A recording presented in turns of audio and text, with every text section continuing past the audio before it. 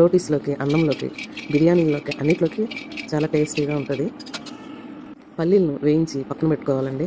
చిన్న ఆనియన్స్ ఒక 3, తర్వాత వంకాయలు ఇవన్నీ కూడా రెడీగా పెట్టేసుకొని, వంకాయలకి పైన తొడిమ దగ్గర ఉన్న చుట్టూ ఉన్నదాన్ని తీసేసి పీలు రెడీగా ఉంచుకోవాలండి. తర్వాత వాటన్నిటిని కట్ చేసి, ఈ వంకాయలు పెద్దగా ఉన్నాయని చెప్పి నేను హాఫ్గా కట్ చేశానండి. ఒక గిన్నెలో నీళ్లు తీసుకొని దాంట్లో ఒక 2 స్పూన్లు సాల్ట్ వేసి రెడీగా ఉంచుకొని, వంకాయని అలాగా హాఫ్ కట్ చేసి దాన్ని అలా గుత్తి వంకాయలాగా కట్ చేయాలండి. ఇవి మరీ పెద్దగా ఉన్నాయని చెప్పేసి అలా కట్ చేశాను. చిన్నగా ఉంటే గుత్తిలాగే కట్ చేసుకోండి. కట్ చేసిన వంకాయలన్నిటిని సాల్ట్ వాటర్లో వేయడం వలన మనకు కలర్ మారకుండా ఉంటాయండి. మిక్సీ జార్ తీసుకొని కొబ్బరి, పల్లీలు, నువ్వులు వీటన్నిటిని 2 స్పూన్లు తీసుకోండి.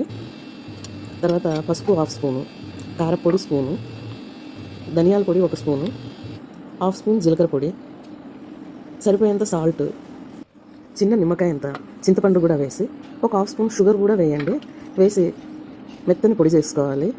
తర్వాత చిన్నగా కట్ చేసిన ఆనియన్స్, మనం ముందుగా కట్ చేసి పెట్టుకున్న వంకాయలన్నింటినీ నీళ్ళలో నుంచి తీసి గట్టిగా పిండేసి మనము మిక్సీలో పొడి చేసుకున్న పొడిని కొంచెం కొంచెం వాటికి మధ్యలో అంతా కూర్చాలన్నమాట.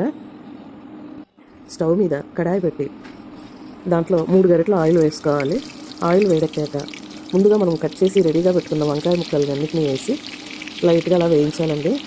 సిమ్లో పెట్టుకునే కొద్దిసేపు వేయించండి. వేగిన వంకాయలన్నింటినీ రెండో వైపు కొంచెం టర్న్ చేయండి. వాటిని స్టవ్ సిమ్లో పెట్టుకొని వంకాయలన్నింటినీ వేయించుకోవాలండి. తర్వాత వాటిపైన మూత పెట్టేసి 2 నిమిషాలు ఉంచాలి. మూత తీసి వంకాయలన్నింటినీ ఒకసారి కదిపి వాటి మధ్యలో మనము చిన్నగా కట్ చేసుకున్న ఆనియన్స్ని వేసి వేయించాలి. వంకాయలు 50% ఉడికిపోయాయి కాబట్టి మెల్లగా వాటిని కదుపుతూ రెండింటిని బాగా మిక్స్ చేసి మరొక 2 నిమిషాలు మూత పెట్టాలండి. మూత తీసి ఆనియన్స్ని, వంకాయల్ని బాగా మిక్స్ చేసుకోవాలి.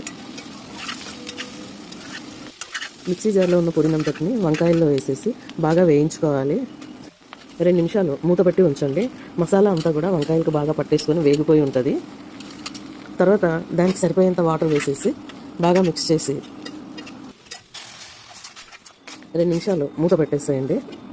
వాటర్లో ఉన్న మసాలా వంకాయకి అంతటికి బాగా పట్టేసి చాలా టేస్ట్గా ఉంటుందండి. చివరిగా సాల్ట్ కరెక్ట్గా చూసేసుకొని వేసుకోండి. ఇక మన కర్రీ అయిపోయినట్టే వడ్డించుకోవడమే. చాలా ఈజీ అండి. అడుగు మందంగా ఉండే కడాయి పెట్టడం వలన మాడిపోకుండా ఉంటుందండి. చాలా టేస్టీగా ఉండే గుత్తి వంకాయ కూర రెడీ అండి.